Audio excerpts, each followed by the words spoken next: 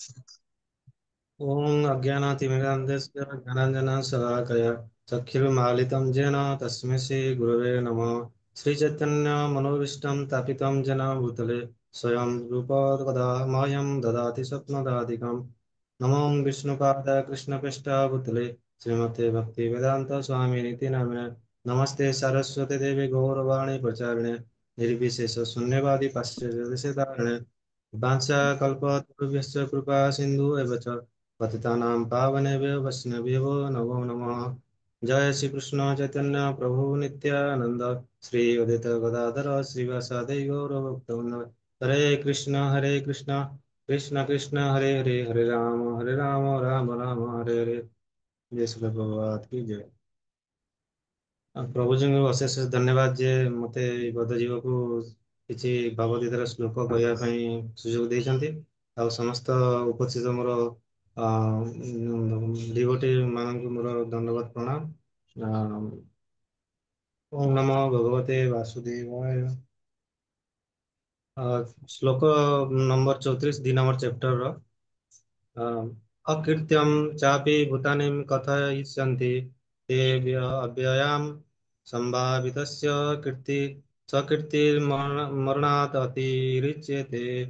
अकृति चापि भूतानि कथयिष्यन्ति ते व्ययाम संभावितस्य च कीर्तिर्मरणात् अतिरिच्यते। ଲୋକମାନେ ବରାବର ତୁମର କଳଙ୍କ ରଚନା କରିବେ। ଯେଉଁ ଲୋକ ବରାବର ସମ୍ମାନ ଲାଭ କରି ଆସି ଅଛି ତା ପକ୍ଷରେ ଅପୟଶ ବା ନିନ୍ଦା ମରଣରୁ ବଳି ପଡ଼ିବ। ଭାବାର୍ଥ ଭଗବାନ ଶ୍ରୀକୃଷ୍ଣ ବର୍ତ୍ତମାନ ଅର୍ଜୁନଙ୍କୁ ବନ୍ଧୁ ବା ସଖା ହିସାବରେ ତଥା ଦାର୍ଶନିକ ହିସାବରେ ଅର୍ଜୁନଙ୍କର ଯୁଦ୍ଧ ନ କରିବା ପାଇଁ ନିଷ୍ପତ୍ତି ଉପରେ ତାଙ୍କର ଶେଷ ବିଚାର ଦେଉଛନ୍ତି। ଭଗବାନ କହିଲେ, ହେ ଅର୍ଜୁନ, ତୁମେ ଯଦି ଯୁଦ୍ଧ କ୍ଷେତ୍ର ତ୍ୟାଗ କରିଯାଅ ଲୋକମାନେ ତୁମକୁ ଭୀରୁ ବୋଲି କହିବେ। ଯଦି ତୁମେ ଭାବୁଥାଅ ଯେ ଲୋକମାନେ ବରଂ ନିନ୍ଦା କରନ୍ତୁ, ତୁମେ ଯୁଦ୍ଧ କ୍ଷେତ୍ରରୁ ପଳାୟନ କରି ଜୀବନ ବଞ୍ଚାଇବ। ତଥାପି ମୋର ଉପଦେଶ, ତୁମେ ଯୁଦ୍ଧ କ୍ଷେତ୍ରରୁ ପଳାଇ ନ ଯାଇ ଏଠାରେ ମୃତ୍ୟୁବରଣ କରିବା ଶ୍ରେଷ୍ଠକର। ତୁମ ପରି ଜଣେ ସମ୍ମାନନୀୟ ବ୍ୟକ୍ତି ପକ୍ଷରେ ଅପୟଶ ବା ନିନ୍ଦା ମରଣ ଠାରୁ ବଳି ପଡ଼ିବ। ତେଣୁ ତୁମେ ମୃତ୍ୟୁ ଭୟରେ ପଳାଇଯିବା ଉଚିତ ନୁହେଁ, ବରଂ ଯୁଦ୍ଧରେ ମୃତ୍ୟୁବରଣ କରିବା ଉଚିତ। ଏତଦ୍ଦ୍ୱାରା ତୁମେ ମୋର ବନ୍ଧୁ ବା ସଖା ହୋଇଥିବାରୁ ଯେଉଁ ନିନ୍ଦା ଶୁଣିବ ସେଥିରୁ ରକ୍ଷା ପାଇବ ଏବଂ ସମାଜରେ ତୁମର ଯେଉଁ ମାନ ସମ୍ମାନ ଅଛି ତାହା ମଧ୍ୟ ହରାଇବ ନାହିଁ।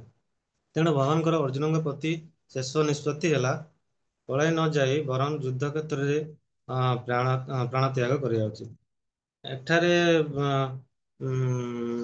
ମୋର କିଛି ତ ଏମିତିଆ ଯୋଗ୍ୟତା ନାହିଁ ଯେ ମୁଁ ଭଗବଦ ଗୀତାକୁ ମାନେ ବ୍ୟାଖ୍ୟାନ କରିବି, କିନ୍ତୁ ପ୍ରଭୁତାଙ୍କର ଲିଖିତ ଯୋଉ କହିଛନ୍ତି ଭାବାର୍ତ୍ତାରେ ତାକୁ ଟିକେ କିଛି ସମ୍ୟକ କହିବାକୁ ଚାହୁଁଛି। ଶ୍ରୀକୃଷ୍ଣ ଅର୍ଜୁନଙ୍କୁ ଏଠି କହୁଛନ୍ତି, ଭଗବାନ କହୁଛନ୍ତି ଯେ ଯିଏ ଯୋଉ ସମ୍ମାନିତ ବ୍ୟକ୍ତି ତାହା ପାଇଁ ମୃତ୍ୟୁ ଠାରୁ ବି ବଡ କଣ ଅଛି, ତାହା ହେଉଛି ଅପୟଶ ବା ନିନ୍ଦା। ମୃତ୍ୟୁ ଠାରୁ ବି ବଡ ସେ। କିନ୍ତୁ ଦେଖନ୍ତୁ ଯାହାର ଏଇ ସଂସାରରେ ନାମ କିମ୍ବା ଯଶ ନାହିଁ, ତା ନାମ ଖରାପ ହେଇଗଲେ ତାହାକୁ କିଛି ବି ପ୍ରଭାବ ପଡିବ ନାହିଁ। କିନ୍ତୁ ଯିଏ ସମାଜରେ ନାମ କମେଇଛି ବା ଯଶ କମେଇଛି, ଧରନ୍ତୁ ଜଣେ ବଡ ବିଜନେସମ୍ୟାନ ଅଛି କି ଜଣେ ବଡ ଚାକିରି କରିକି ବଡ ପଦବୀରେ ଅଛି, କି ଏଇ ସମାଜର ବା ଏଇ ଦୁନିଆ ବା ଏ ଦେଶରେ ହଉ କି ରାଜ୍ୟରେ ହଉ କିମ୍ବା ଆମ ଯୋଉ କଲୋନୀରେ ଅଛନ୍ତି, ଯେତେ ଯିଏ ଯେତେ ବଡ ଅଛି ତା ଯଦି ସେ ଯଦି ବଦନାମ ହେଇଯିବ, ତାର ଯଦି ଅପୟଶ ଆସିବ, ତାକୁ ସେ ତାକୁ ସବୁବେଳେ କଣ ସେ ଗୋଟେ ମାନେ ଦୁଃଖରେ ରହିବ ସବୁବେଳେ। ଆଉ ଦୁଃଖରେ ସେ ଜୀବନ ବ୍ୟତୀତ। କାରଣ ଯେ ଯେତେ ଉପରକୁ ମାନେ ଉପରକୁ ଯିଏ ଯାର ଯଶ ଅଛି, ସେ ତଳକୁ ତାକୁ ନିଶ ଖସି ଆସିଲେ ତାକୁ ଯାହାହେଲେ ବି ଦୁଃଖ ଆସିବ। ଭଗବାନ କହୁଛନ୍ତି ଯେ ତୁମେ ତ ପୁରା ଅର୍ଜୁନ କହୁଛନ୍ତି, ତୁମେ ତ ଏ ପୁରା ବ୍ରହ୍ମାଣ୍ଡରେ ନାମ କମେଇଛ। ଏଇ ସମାଜରେ ଖାଲି ତମକୁ ଜାଣିଛନ୍ତି କି ଶିବ ବି ଜାଣିଛନ୍ତି, ବ୍ରହ୍ମା ଜାଣିଛନ୍ତି, ତାପରେ ଇନ୍ଦ୍ର ବି ଜାଣିଛନ୍ତି, ଦେବତା ମାନେ ବି ତମକୁ ଜାଣିଛନ୍ତି। ବହୁତ ଅସୁର ମାନଙ୍କୁ ତମେ ହରେଇଛ, ଯୁଦ୍ଧରେ ତାଙ୍କୁ ବଧ ବି କରିଛ। ସମସ୍ତେ ତମକୁ ଜାଣିଛନ୍ତି। ତମେ ଯଦି ସାଧାରଣ ମଣିଷ, ତମେ ଜଣେ ଗୋଟେ ସାଧାରଣ ମଣିଷ ନୁହଁ। ତମେ ପୁରା ବ୍ରହ୍ମାଣ୍ଡର ଲୋକ ତମକୁ ଜାଣିଛନ୍ତି। ଆଉ ତମେ ଯଦି କହିବ ମୁଁ ଯୁଦ୍ଧ ଭୂମି ଛାଡିକି ଛାଡିକି ଚାଲିଯିବି ଆଉ ତୁମେ ମାନେ ଗୋଟେ ଅଲଗା ସେ ଲୋକ ତମକୁ ଅଲଗା ନଜରରେ ଦେଖିବେ ତମକୁ। ଅ, ଉଁ, ତ ଏଥିରେ ତମକୁ ଯୋଉ ଅପମାନ ଟା ମିଳିବ, ତମେ ଯୋଉ ଯୁଦ୍ଧ ଛାଡିକି ଯିବ, ତମକୁ ଯୋଉ ଅପମାନ ଟା ମିଳିବ, ତୁମେ ଏବେ କିନ୍ତୁ ତମେ କିଛି ବୁଝିପାରିବନି। ତୁମେ ଭାବୁଛ ମୁଁ ଏଇ ଅପମାନ ସହିକି ସହିଯିବି, କିନ୍ତୁ ତୁମେ ଏଇ ଅପମାନ ସହିପାରିବ ନାହିଁ। କାରଣ ତୁମେ ଜଣେ ହଉଛ ଗୋଟେ ସମ୍ମାନିତ ଏଇ ଯୋଉ ସମ୍ମାନିତ ବା ପ୍ରତିଷ୍ଠିତ ବ୍ୟକ୍ତି ତମେ ଏଇ ସମାଜରେ। ତୁମର ଏହି ଜଗତରେ ମାନ ଅଛି। ଆଉ ଯେତେବେଳେ ଲୋକମାନେ ତୁମକୁ ନିନ୍ଦା କରିବେ, ଛାଡ ବଡ ବଡ ଲୋକ ନିନ୍ଦା କଲେ ଛାଡ ଛାଡ କର, କିନ୍ତୁ ଯେତେବେଳେ ଛୋଟ ବ୍ୟକ୍ତି, ଛୋଟ ପ୍ରକୃତିର ବ୍ୟକ୍ତି, ଛୋଟ ଲୋକ ବି ତମକୁ ଯଦି ଗୋଟେ ନିନ୍ଦା କରିବେ, ଗୋଟେ ଯେତେବେଳେ ତମେ ସଡ଼କ ଯାଉଥିବ, କହିବେ "ଏଇ ଦେଖ କାପୁରୁଷ ଅର୍ଜୁନ ଯାଉଛନ୍ତି", ତୁମେ କଣ ସେତେବେଳେ ସହିପାରିବ? ତୁମେ ସହିପାରିବନି। ସାଙ୍ଗେ ସାଙ୍ଗେ ତମେ କଣ କହିବ, ଗୋଟେ ଧନୁରେ ତାଙ୍କୁ ମାରିଦେଇ ପାରିବ। ତ ସେ ସହିପାରିବନି। ସଂସାର ସାଧାରଣ ଲୋକ, ଆମେ ବି ଯେମିତିଆ ସଂସାରରେ ସାଧାରଣ ଲୋକମାନେ ଯେମିତିଆ ଆମେ ଅପମାନ ସହି ନ ପାରିକି ଆମର କିଛି ଗୋଟେ ଯଦି ଭୁଲ କରିଦେଲେ, ଗୋଟେ ଅପମାନ ହେଇଗଲା, କଣ କରୁଛନ୍ତି ବେଳେ ବେଳେ ଲୋକ ମାନେ ଆତ୍ମବିୟ କି ସେ ମାନେ ଆତ୍ମହତ୍ୟା କରିଦଉଛନ୍ତି। ସେଥିପାଇଁ ଭଗବାନ ଆମକୁ ଏଇ ଗୀତା ମଧ୍ୟରେ ଉପଦେଶ ଦେଇଛନ୍ତି ଯେ ଆମେ ଏମିତି କିଛି କାମ ନ କରିବା କଥା ଯେ ଆମେ ଯେ ଆମ ନାମଟା ଖରାପ, କି ଆମେ ଏଇ ସମାଜରେ ବଦନାମ ହଉ। କିନ୍ତୁ ଏହା ଦ୍ୱାରା ଆମର ସମସ୍ତ ଏହା ଆମ ସମସ୍ତଙ୍କ ଉପରେ ଲାଗୁ ହୁଏ। ମାନେ ସଂସାରର ସମସ୍ତ ଭୌତିକ ବ୍ୟକ୍ତି ଯେତେ ଅଛି ବି ଅପମାନ ହେଲେ ଆମ ଉପରେ ଲାଗେ। ଯେ ଆମେ କୌଣସି ଖରାପ କାମ ନ କଲେ ଯିଏ ଆମେ ବଦନାମ ନବା, ସେମିତି ଗୋଟେ ଭଗବାନ କହିଛନ୍ତି ଗୋଟେ କାମ କରିବ, କିନ୍ତୁ ଅବଶେଷ ଯେମିତି ନହେବା। କିନ୍ତୁ କିନ୍ତୁ ଆମର ଯୋଉ ଭୌତିକ ଜଗତର ଯୋଉ ବ୍ୟକ୍ତି ଅଛନ୍ତି, ତାଙ୍କର ଏଇ ଯୋଉ ଦୂଷିତ ମନ, ଆମ ଯୋଉ ଭିତରେ ଯୋଉ ଅଛି ରଜ ତମ ଗୁଣ, ଯୋଉ ବିଭିନ୍ନ ଅଜ୍ଞାନ କାରଣରେ ଆମେ ଅଜ୍ଞାନ ଆମ ଅବଶତ ବିଭିନ୍ନ ଖରାପ କାମ କରିକିରି ବେଳେ ବେଳେ ଆମେ କରିଦଉ। ପରେ କିନ୍ତୁ ଆମେ ପଶ୍ଚାତାପ କରୁ ଯେ କଣ ଦୁଃଖ ପ୍ରକାଶ କରୁ ପଶ୍ଚାତାପ, କିନ୍ତୁ ପରେ ଦୁଃଖ ପ୍ରକାଶ କରି କଣ ଲାଭ ଅଛି? ପୁଣି କିଛି ସେଥିରେ ତ ଫେରି ଆସିବେନି। ତା ଆମେ ଥରେ ଯୋଉ ଜୀବନରେ ଆମର ଘଟି ଯାଇଛି ସେଇ ଘଟଣାଟା, ତାକୁ ତ ଆମେ ଫେରାଇ ଆଣି ପାରିବେ ନାହିଁ। ପୁଣି ତାକୁ ସହିବାର ଆମର ଶକ୍ତିଟେ ଦରକାର। ଏଥିପାଇଁ ଭଗବାନ କହୁଛନ୍ତି ଅପମାନ ଅପୟଶ ମୃତ୍ୟୁ ଠାରୁ ବି ବଡ। ଅପମାନ ଯୋଉ ହବ, ଅପମାନ ଟା ଆଉ ଯୋଉ ଅପୟଶ ଟା ହବ, ସେଟା ମୃତ୍ୟୁ ବରଣ ଯେତିକି ଆମର ବଡ ଦୁଃଖ, କିନ୍ତୁ ତାଠୁ ବଡ ଦୁଃଖ ହଉଛି ଅପମାନ ଟା। କାହିଁକି ସମ୍ମାନ ଏଟା ହେଉଛି ସାଧାରଣ ବ୍ୟକ୍ତି ମାନଙ୍କ ପ୍ରତି ଛାଡ, ସମ୍ମାନିତ ବ୍ୟକ୍ତି ମାନଙ୍କ ପାଇଁ ଏଇଟା, ମାନେ ଯିଏ ସମାଜରେ ପ୍ରତିଷ୍ଠିତ ବ୍ୟକ୍ତି, ଯାହାର ଯଶ ନାହିଁ କି ନାମ ନାହିଁ, ତାର କିଛି ଟିକେ କମ ନିଶ୍ଚିତ ପ୍ରକାର ଫରକ ପଡିବ। କିନ୍ତୁ ଯେ ଅର୍ଜୁନ ଭଳିଆ ଲୋକ ଗୋଟେ ସମ୍ମାନିତ ବ୍ୟକ୍ତି, ତାଙ୍କୁ ବହୁତ କିଛି ତାଙ୍କ ଜୀବନରେ ମାନେ ଇଏ ଆସିବ। ସେଥିପାଇଁ ଅର୍ଜୁନ ତୁମେ ତୁମର ଯଶକୁ ତମେ କଣ କରିବ? ତମର ଯଶକୁ ହରାଇବାକୁ ତମେ ହାତ ଛଡା କର ନାହିଁ। ଏଇ ଯୋଉ ଯଶଟା ପାଇଛ, ଯୁଦ୍ଧ କରି କ୍ଷତ୍ରିୟ ବଂଶରେ ଜନ୍ମ ଗ୍ରହଣ କରିକି ଏଇ ଯୋଉ ମାନେ ଧର୍ମ ପାଇଁ ଯୋଉ ଯୁଦ୍ଧ କରୁଛ, ଏହାକୁ ତମେ ହାତ ଛଡା କର ନାହିଁ। ଏଇ ଯଶଟାକୁ ଯାହା ବି ହଉଛି ତମେ ମୃତ୍ୟୁବରଣ ବି କରିଯାଅ, କିନ୍ତୁ ଏଇ ଯୁଦ୍ଧଟା ହିଁ କର ବୋଲି ସେ ଭଗବାନ ତାଙ୍କୁ ଉପଦେଶ ଦଉଛନ୍ତି। ଏହି ଯୁଦ୍ଧରେ ତୁମେ ମୃତ୍ୟୁ ବି ହୋଇଗଲା, କିନ୍ତୁ ମୃତ୍ୟୁକୁ ଯଦି ପ୍ରାପ୍ତ ହେଇଯାଅ, ତମ ଲୋକ ତମକୁ କଣ କରିବେ? ତମର ଗୁଣଗାନ କରିବେ। ଆ, ଆମେ ଯେମିତି ଉଦାହରଣ ଦେଇଛୁ ତ ଭୀଷ୍ମ ଭୀଷ୍ମ କି ଦ୍ରୋଣାଚାର୍ଯ୍ୟ ହୁଅନ୍ତୁ, ସେଇ ଯୁଦ୍ଧରେ ମୃତ୍ୟୁବରଣ କରିଛନ୍ତି। କିନ୍ତୁ ତାଙ୍କର ଆମେ ଯଶ ଗାଉଛୁ ନା ନାହିଁ? ତାଙ୍କର ନାଁରେ ସ୍କୁଲ କଲେଜ ବି ଦ୍ରୋଣାଚାର୍ଯ୍ୟ ପୁରସ୍କାର ବି ଦିଆଯାଉଛି, ସ୍କୁଲ କଲେଜ ନାଁ ବି ଅଛି। ତ ସେମିତି ଲୋକମାନେ ତାଙ୍କୁ ବି ନିନ୍ଦା କରନ୍ତି, କାରଣ ସେ ଭଗବାନଙ୍କ କଥା ରଖିକି ସେ ଯୁଦ୍ଧ କରିଛନ୍ତି।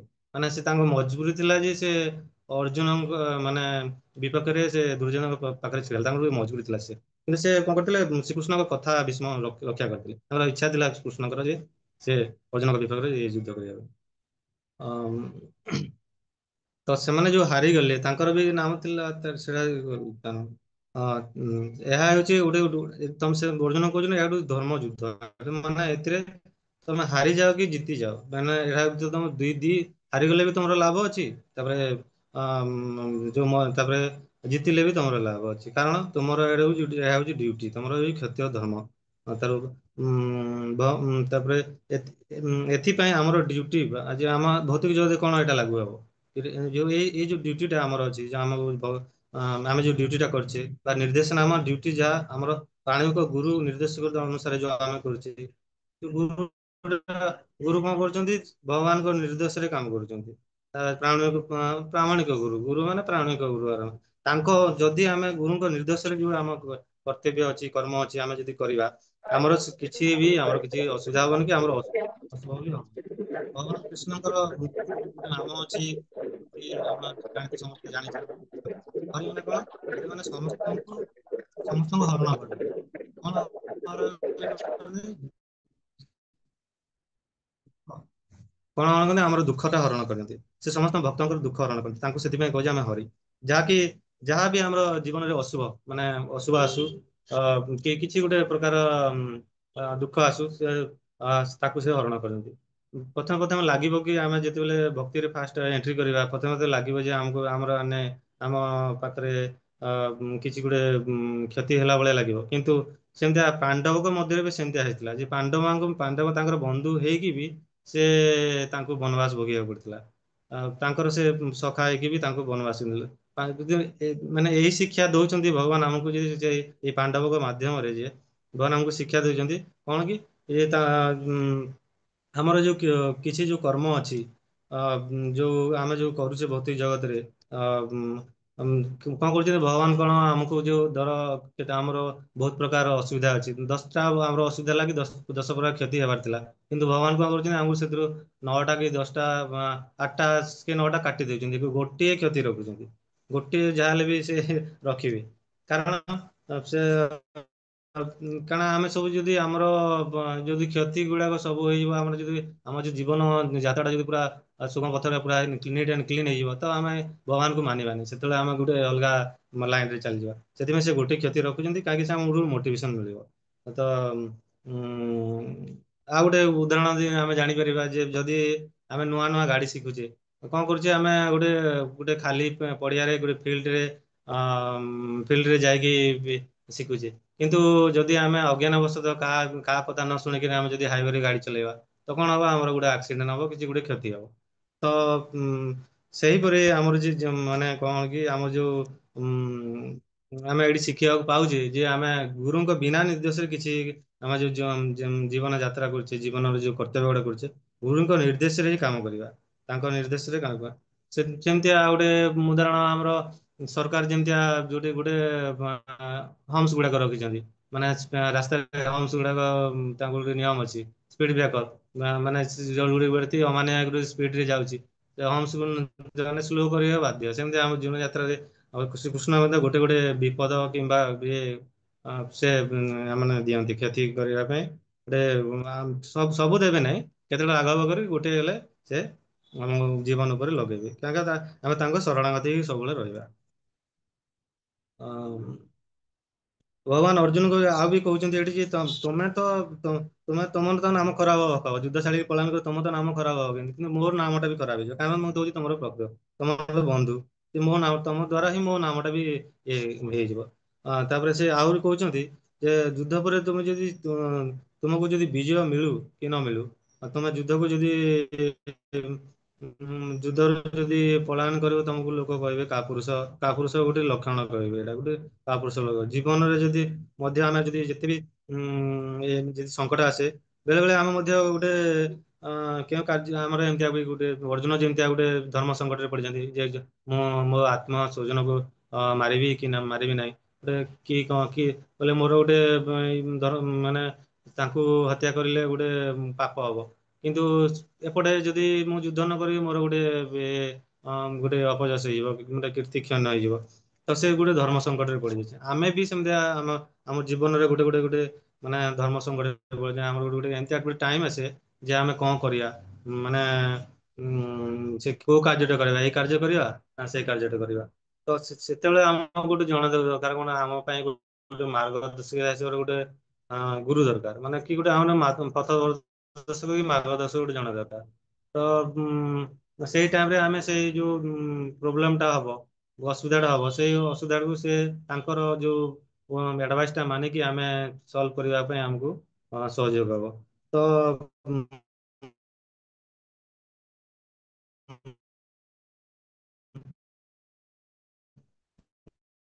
ଆ, କିନ୍ତୁ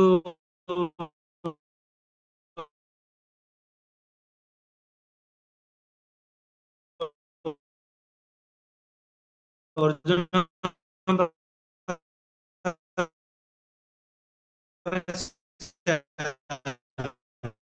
ଅର୍ଜୁନ ପରେ ସାକ୍ଷାତ ବିଶ୍ୱଗୁରୁ ଅଛନ୍ତି। ସେ ତ ତାଙ୍କରି ରଥରେ ସେ ଭଗବାନ ଶ୍ରୀକୃଷ୍ଣ ନିଜେ ସ୍ୱୟଂ ବିଦ୍ୟମାନ ଅଛନ୍ତି। ତ ତାଙ୍କର କଣ ଅସୁବିଧା ହବ? ସେ ତ ତାଙ୍କର ମାତ୍ର ଶ୍ରୀକୃଷ୍ଣ, ଆମେ ଆମ ଯୋଉ ଭକ୍ତି ଜୀବନରେ ଗୋଟେ ଗୋଟେ ଶ୍ରୀକୃଷ୍ଣ ଗୋଟେ ଆମେ ଭଗବାନଙ୍କ ନାମ ସାହାରାରେ ଦେଖିବାକୁ ଗଲେ ଗୋଟେ ନାଁ ଟାକୁ ଆମେ ଶ୍ରୀକୃଷ୍ଣ ତ କୃଷ୍ଣ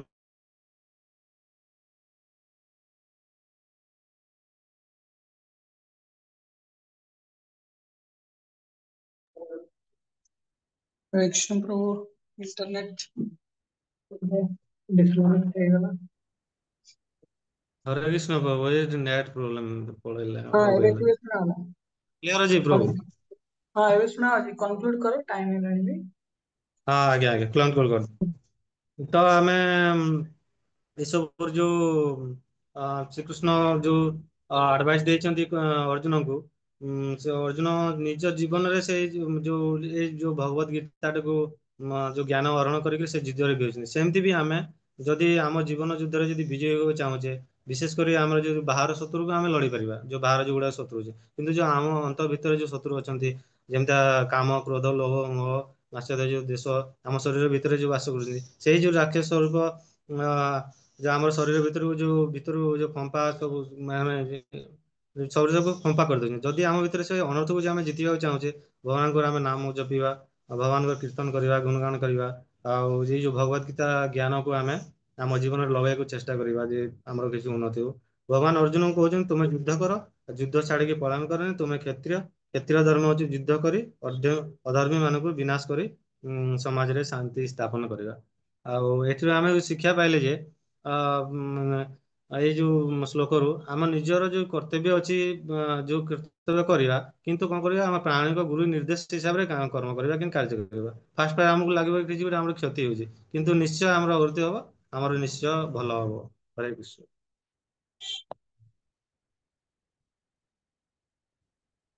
ହରେ କୃଷ୍ଣ ପ୍ରଭୁ, ବିଶେଷ ଧନ୍ୟବାଦ। ବହୁତ ସୁନ୍ଦର ଭାବରେ ବୁଝେଇଥିଲେ କି ଆମକୁ ଗୁରୁ କୃଷ୍ଣଙ୍କ ନିର୍ଦ୍ଦେଶରେ କାର୍ଯ୍ୟ କରିବାକୁ ପଡିବ। ଏଇ ଶ୍ଲୋକର ଭାବାର୍ଥ ଅନୁସାରେ ପ୍ରଭୁପାଦ ଆମକୁ ଆଉ ଟିକେ ଇନ୍ସପାୟାର କରୁଛନ୍ତି। ମୁଁ ଗୋଟେ ଦିଟି ଲାଇନ କହିବି। ଯେମିତି ଭଗବତ ଗୀତା 1 ନମ୍ବର ଅଧ୍ୟାୟ 45 ନମ୍ବର ଶ୍ଲୋକରେ ଭଗବାନ କହିବେ, ଅର୍ଜୁନ ପଚାରିବେ କି ମୋ ପାଇଁ ମରିଯିବା ହିଁ ଶ୍ରେୟସ୍କର ହବ। କିନ୍ତୁ ଭଗବାନ କହିବେ ମରିବା ଠାରୁ ବି ଆହୁରି ଭୟାନକ, ୟା ପରେ ଆହୁରି କଷ୍ଟଦାୟକ ଜିନିଷ ଅଛି। କଣ? ଯଦି ଆମର କି ସମ୍ମାନ ହାନି ହୁଏ। ସେଥିପାଇଁ ସମ୍ମାନ ହାନି ଗୋଟେ କ୍ଷତ୍ରିୟ ପାଇଁ ତାକୁ ବହୁତ କଷ୍ଟଦାୟକ ଥାଏ। ଯେମିତି ଧ୍ରୁବ ମହାରାଜଙ୍କ ଚରିତ୍ରରେ ଭାଗବତମରେ ଅଛି, ଧ୍ରୁବ ଅହୋ ତେଜ କ୍ଷତ୍ରିୟାନାଂ ମାନ ଭଙ୍ଗମ ଅମୃଷ୍ୟତାମ। ତା ମାନେ ଗଲା କି ଏଇଭଳି ଅତ୍ୟନ୍ତ ସୁନ୍ଦର ସୁସମ୍ପନ୍ନ କ୍ଷତ୍ରିୟର ଗୁଣସ୍ତ୍ରା ସମ୍ପନ୍ନ କ୍ଷତ୍ରିୟ ମାନଙ୍କ ପାଇଁ ତାଙ୍କୁ ଯଦି ଅପମାନ ଦିଆଯାଏ କୌଣସି କାରଣରେ, ତ ସେମାନେ ତାକୁ ଟଲରେଟ କରିପାରନ୍ତି। ସେଥିପାଇଁ ଆମର ସେନ୍ସ ଅଫ ଅନର ଅଛି, ଆମକୁ ସମ୍ମାନ ପ୍ରାପ୍ତ କରିବାର ଅଛି। ଯୋଉ ଇଚ୍ଛା ଥାଏ ଆମ ଭିତରେ, ତ ସେଇ ମାଧ୍ୟମରେ ସେଇଟା ମଧ୍ୟ ଆମର ପ୍ରେରଣା ହେଇପାରିବ ଆମେ କିଛି ଭଲ କାର୍ଯ୍ୟ କରିବା ପାଇଁ। ଯୋଉଟା ହିରୋଇକ ମାନେ ଯୋଉଟା କିଛି କ୍ଷତ୍ରିୟର ଯୋଉ କାର୍ଯ୍ୟ ଥାଏ, ହିରୋଇକ ପରେ ଝିଅ ସାହସିକତାର କାର୍ଯ୍ୟ, ଏ ଅଦ୍ଭୁତ କାର୍ଯ୍ୟ ସେମାନେ କରିପାରିବେ। ତ ସେଥିପାଇଁ ଆଉ କ୍ଷତ୍ରିୟକୁ ଆଗ କାଳରେ କଣ, ଯେତେବେଳେ ବିଭିନ୍ନ ପ୍ରକାର ଭୁଲ କାର୍ଯ୍ୟ କରୁଥିଲେ, ତାଙ୍କୁ ତୁରନ୍ତ ସମସ୍ତଙ୍କ ସାମ୍ନାରେ ଦଣ୍ଡ ମିଳୁଥିଲା, ତାକି ସେ ବ୍ୟକ୍ତି ସଚେତନ ହବ, ତାର ସମ୍ମାନ ରେ କ୍ଷୁର୍ଣ୍ଣ ନ ହଉ, ସମ୍ମାନ କ୍ଷୁର୍ଣ୍ଣ ନ ହଉ।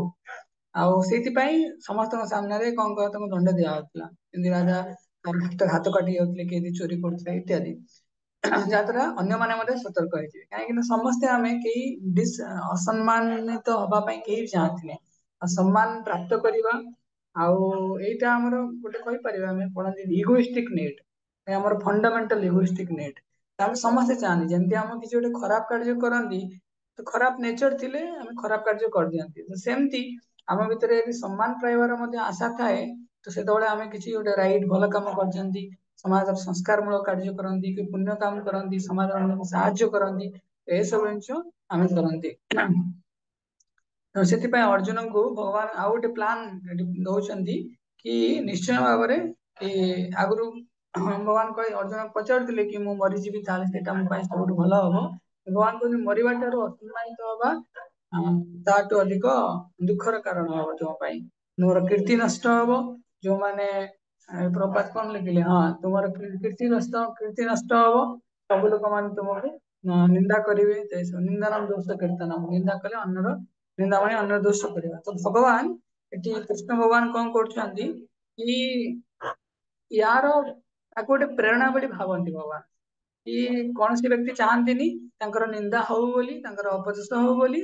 ତ କାହିଁକି ନା ତାଙ୍କର ନିନ୍ଦା, କାହିଁକି ନା ତାଙ୍କର ଯଶଟା ବଢିବାର ଅଛି, ସେଥିପାଇଁ ୟାପରେ ଯଶଟା ରହିବ, କି ଅପମାନିତ କରିବେନି, ସେଥିପାଇଁ ମଧ୍ୟ ତୁମେ ଯୁଦ୍ଧ କର ହେଲା।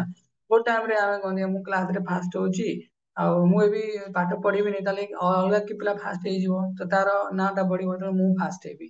ତ ଏଇଟା ଏଇଟା ଆମେ ଭାବିବାନି ଏଇଟା ଗର୍ବ ବୋଲି। ଯେମିତି କୁହାଯାଏ ପ୍ରାଇଡ, ଆରୋଗାନ୍ସ, ଆଉ କଣ ସେଟା କହନ୍ତି, ଆମର ଥାଏ ତିନିଟା ଜିନିଷ ଥାଏ ନା, ଗୋଟେ ଥାଏ ଅନର, ପ୍ରାଇଡ, ଆରୋଗାନ୍ସ। ତ ଅନର ଟା ସବୁବେଳେ ପଜିଟିଭ। ପ୍ରପାତ କୁହନ୍ତି ନା keep your word of honour, ଅର୍ଥାତ ଆମେ ଯଦି ପ୍ରତିଜ୍ଞା ନେଇଛେ ଦୀକ୍ଷା ସମୟରେ ସେଇଟାକୁ ରକ୍ଷା କରିବାର ଅଛି, ଅନର। ତାପରେ ପ୍ରାଇଡ, ଟା ବେଳେ ବେଳେ ପ୍ରାୟ ଟାଇମରେ ଆମେ ଶୁଣନ୍ତି କି କେହି ନେଗେଟିଭ ସେନ୍ସରେ କହନ୍ତି, କିନ୍ତୁ ପ୍ରାଇଡ ଟା ଆକ୍ଚୁଆଲି ପଜିଟିଭ। ଆମର ଗୌରବ ଦୃଷ୍ଟିକୋଣରୁ ପ୍ରାଇଡ ଟା ପଜିଟିଭ ସବୁବେଳେ ହେଲା। କିନ୍ତୁ ଯେତେବେଳେ ଆରୋଗାନ୍ସ ଆସେ, ଅହଙ୍କାର ଆସେ, ସେଇ ଅହଙ୍କାର ଟା ସବୁବେଳେ ନେଗେଟିଭ ସାଇଡ। କିନ୍ତୁ ଏଠି ଯୋଉ କୁହାହଉଛି କି ଅକୀର୍ତ୍ତି ଚାବିଭୂତାନି କଥୟିଷ୍ୟନ୍ତି ते ଅବ୍ୟୟାମ ସମ୍ଭାବିତ ଚ କୀର୍ତ୍ତି। ଗୋଟେ ବ୍ୟକ୍ତିର କୀର୍ତ୍ତି, ତାର ଗୌରବ, ତାକୁ ଅକ୍ଷୁର୍ଣ୍ଣ ରଖିବା ପାଇଁ ତାଙ୍କୁ କଣ କରିବାର ଅଛି, ଏବେ ଅର୍ଜୁନ କ୍ଷତ୍ରିୟ ଧର୍ମକୁ ନିଭେଇବାର ଅଛି। ଏମିତି ଆମେ ଭକ୍ତ ହଉଛେ, ତ ଆମର ଟ୍ୟାଗ ଲାଗିଗଲାଣି ଟିକେ ଟିକେ କି ଆମେ ଭକ୍ତ ହେଲାଣି ଇସ୍କନରେ, ଆମେ ଇସ୍କନକୁ ଫଲୋ କରୁଛନ୍ତି, ପ୍ରଭୁପାଦଙ୍କୁ ଫଲୋ କରୁଛନ୍ତି। କିନ୍ତୁ ଆମେ ପ୍ରଭୁପାଦଙ୍କ ଯୋଉ ଷ୍ଟାଣ୍ଡାର୍ଡ ଅଛି ଭକ୍ତି କରିବା ପାଇଁ, ତ ସେ ଷ୍ଟାଣ୍ଡାର୍ଡକୁ ଆମେ ଯେତେବେଳେ ଫଲୋ କରନ୍ତିନି, ସେଇ ଷ୍ଟାଣ୍ଡାର୍ଡକୁ ଆମେ କାହିଁକି ଫଲୋ କରିବା ଦରକାର? କାହିଁକି ନା ଆମେ ପ୍ରଭୁପାଦଙ୍କୁ ଅସମ୍ମାନିତ କରିପାରିବାନି। ଯେମିତି ଦେବତା ମାନେ ଭଗବାନଙ୍କୁ ଅସମ୍ମାନିତ ନ କରିବାର ଭୟରେ ନିଜ ନିଜର କାର୍ଯ୍ୟକୁ ସମ୍ପାଦନ କରନ୍ତି, ସେମିତି ଆମେ ଭକ୍ତି ମାର୍ଗରେ ରହିବା ପରେ ମଧ୍ୟ ଆଜିକାଲି ଦେଖୁଛେ ଇସ୍କନରେ ମଧ୍ୟ ବହୁତ ସମୟରେ ସମସ୍ତେ ପ୍ରଭୁପାଦଙ୍କର ଷ୍ଟାଣ୍ଡାର୍ଡ, ପ୍ରଭୁପାଦଙ୍କର ଭିଜନକୁ ଫଲୋ କରିପାରୁନାହାନ୍ତି। ତା ଦ୍ଵାରା କଣ ହଉଛି, ସମସ୍ୟା ଆସୁଛି କି ଲୋକମାନେ ଇସ୍କନକୁ ନାପସନ୍ଦ କରୁଛନ୍ତି କେତେ କ୍ଷେତ୍ରରେ। ଇସ୍କନ ଏ ଡିଭୋଟିଙ୍କର ଫଲ ଡାଉନ ହେଇଗଲା, ସେ ଡିଭୋଟି କୁକାର୍ଯ୍ୟରେ ଲିପ୍ତ ହେଇଛନ୍ତି, ସେତେବେଳେ ଲୋକମାନେ କଣ କରୁଛନ୍ତି, ଇସ୍କନକୁ ମଧ୍ୟ ଘୃଣା କରୁଛନ୍ତି। କିନ୍ତୁ ଆମେ ଯଦି ଇସ୍କନରେ ରହିକି ଇସ୍କନର ନୀତି ନିୟମକୁ ଯଥାଯଥ ପାଳନ କରିବା, ତାର ଷ୍ଟାଣ୍ଡାର୍ଡକୁ ଅପଲିଫ୍ଟ କରିବା, ପ୍ରଭୁପାଦଙ୍କର ନାମକୁ ଅପଲିଫ୍ଟ କରିବା, ସମ୍ମାନ ପ୍ରଦର୍ଶନ କରିବା ପ୍ରଭୁପାଦଙ୍କୁ, ସେତେବେଳେ ଆମର ଗର୍ବ ବଢିବ, ଆମର ମାନେ ଗୌରବ ଆମର ବି ବଢିବ। ଯେମିତି ପ୍ରଭୁପାଦଙ୍କର ଗୌରବ ତ ବଢିକି ଅଛି, ଆମର ଗୌରବ ବି ବଢିବ କି ଆମେ ପ୍ରଭୁପାଦଙ୍କର ଶିଷ୍ୟ ହୋଇପାରିବା। ଅର୍ଥାତ ପ୍ରଭୁପାଦଙ୍କର ଆନୁଗତ୍ୟରେ ଆମେ ଇସ୍କନରେ ସେବା କରିପାରିବା, ଏହାପରେ ପ୍ରଭୁପାଦଙ୍କର ସୁନ୍ଦର ଭକ୍ତ ହେଇପାରିବା। ତ ଭକ୍ତି କରିବା ମାନେ ଆମର ଯୋଉ କ୍ୟାରେକ୍ଟର ଅଛି ତାକୁ ସବୁବେଳେ ଅପଲିଫ୍ଟ କରି ରଖିବାର ଅଛି। ତ ସେଇ କାହିଁକି ନା ପ୍ରଭୁପାଦଙ୍କୁ ଆମେ ଅସମ୍ମାନିତ କରିପାରିବାନି, ତ ସେଥିପାଇଁ ଆଉ ଆମେ ଇସ୍କନରେ କମିଟେଡ ହେଇକି ଅଛେ, ସେଥିପାଇଁ ଆମେ ସୁନ୍ଦର ଭାବରେ ଭକ୍ତି କରିବା, ନୀତି ନିୟମ ମାନ ପାଳନ କରିବା। ଆମର ଚରିତ୍ର ଏମିତି ପ୍ରଦର୍ଶିତ ହବା ଦରକାର ବାସ୍ତବରେ, ଜେନ୍ୟୁନଲି, ଆମେ ସତରେ ଜଣେ ଭଲ ଭକ୍ତ ବୋଲି। ତ ଏଇ ଶିକ୍ଷା ଆମେ ନିଶ୍ଚୟ ଗ୍ରହଣ କରିବା ଦରକାର। ଭଗବାନ କହୁଛନ୍ତି କି ଆମେ ଯୋଉ ମାର୍ଗରେ ଅଛେ, ଏପରେ ମୁଁ କହିଥିଲି ଗ୍ଲୋରିଜ ଅଫ ହ୍ୟୁମାନ ବିଙ୍ଗ, ମଣିଷ ଜୀବନର ଗ୍ଲୋରି କଣ, ତାକୁ ଭଗବତ ଧାମ ଯିବାର ଅଛି। ତ ସେମିତି ଯଦି ଆମେ କ୍ଷତ୍ରିୟ ଧର୍ମ ଅଛନ୍ତି ଅର୍ଜୁନ କ୍ଷତ୍ରିୟ ଧର୍ମରେ, ଯଦି ଅର୍ଜୁନ ତାଙ୍କ ଧର୍ମକୁ ନିଭେଇବାନି, ତାଙ୍କର ଅପଦେଶ ସଂସାରରେ କଣ ପ୍ରସାରିତ ହବ, ତ ତା ବଦଳରେ ତାଙ୍କୁ ଯଶ ପ୍ରାପ୍ତ କରିବାର ଅଛି। ତ ସେଇ ଉଦ୍ଦେଶ୍ୟରେ ତାଙ୍କୁ ମଧ୍ୟ ଯୁଦ୍ଧ କରିବାର ଅଛି। ଠିକ ଅଛି, ଆମେ ଏଠି ପ୍ରଭୁଜୀଙ୍କୁ ଧନ୍ୟବାଦ ଦେବା। ପ୍ରଭୁ ସରଳ ଭାଷାରେ ପ୍ରଭୁ ସୁନ୍ଦର ଭାବରେ ବର୍ଣ୍ଣନା କଲେ, ଏଟା ନିଶ୍ଚୟ ଭାବରେ ମତେ ତ ବ୍ୟକ୍ତିଗତ ଭାବରେ ବହୁତ ସୁନ୍ଦର ମଧୁର ଲାଗିଲା। ତ ଏମିତି ତାର ଶିକ୍ଷାକୁ ଆମେ ଏତେ ଆଲୋଚନା କରିବା, ଆମେ ତାର ଗ୍ରହଣୀୟତାକୁ ମାନେ ଆମେ ତାକୁ ଗ୍ରହଣ କରିପାରିବା ତାର ଶିକ୍ଷାକୁ। ତ ବହୁତ ସୁନ୍ଦର ଶିକ୍ଷା ଅଛି। ଏମିତି ମୁଁ ସମସ୍ତଙ୍କୁ ସେୟାର ବି କଲି କି ଭକ୍ତ ହିସାବରେ ଆମେ ଭକ୍ତି କରୁଛେ, ତ ଭକ୍ତି କରିବା ହିସାବରେ ଆମକୁ ନିଶ୍ଚୟ ଭାବରେ ସେ ମନୋଭାବକୁ ଗ୍ରହଣ କରିବା ଅଛି। ଆମେ ପ୍ରଭୁପାଦଙ୍କ ସଂସ୍ଥାରେ ଅଛେ, ତ ପ୍ରଭୁପାଦଙ୍କର ସଂସ୍ଥା ପ୍ରତି, ପ୍ରଭୁପାଦଙ୍କ ପ୍ରତି କୌଣସି ଅସମ୍ମାନିତ ପ୍ରକାଶ କରିବାର ନାହିଁ। ମୁଁ ଶୁଣୁଥିଲି ବହୁତ ଦିନ ତଳେ ଡିଭୋଟି କହୁଥିଲେ, ଲୋକମାନେ ପ୍ରଭୁପାଦଙ୍କ ସଂସ୍ଥାରେ ଇସ୍କନରେ ରହିକି ମଧ୍ୟ ଇସ୍କନ ବିପକ୍ଷରେ କହିଦଉଛନ୍ତି। ତ କେବେ ବି ଆମେ ଇସ୍କନ ବିପକ୍ଷରେ ସେତେବେଳେ ଲୋକ କୁହନ୍ତି ଯେତେବେଳେ ତାଙ୍କର କିଛି ଅଣ୍ଡରଷ୍ଟାଣ୍ଡିଂ କ୍ଲିୟର ନଥାଏ। ଆମକୁ ଏଭଳି କିଛି କରିବାର ନାହିଁ। ଆମେ ନିଶ୍ଚୟ ସାଧୁ ସଂଘରେ ଅଛନ୍ତି, ଆମେ ଯାହା ସମସ୍ୟା ଅଛି ଆମେ ସାଧୁ ସଂଘରେ ସେ ସବୁ ଡିସ୍କସନ କରିପାରିବା, ତାର ନିଷ୍କର୍ଷକୁ ଆମେ ଆମ ଜୀବନ ଚରିତ୍ରରେ ଉତାରି ପାରିବା, ତାକି ଆମର प्रभुपादଙ୍କର नाम जस कीर्तन ଆମେ ସବୁ ସମୟରେ କରିପାରିବୁ। ହରେ କୃଷ୍ଣ ଶିଲ ପ୍ରଭୁପାଦ କି ଜୟ। प्रभु धन्यवाद, विशेष धन्यवाद। नेक्स्ट हमें और स्पीकर हरे कृष्ण।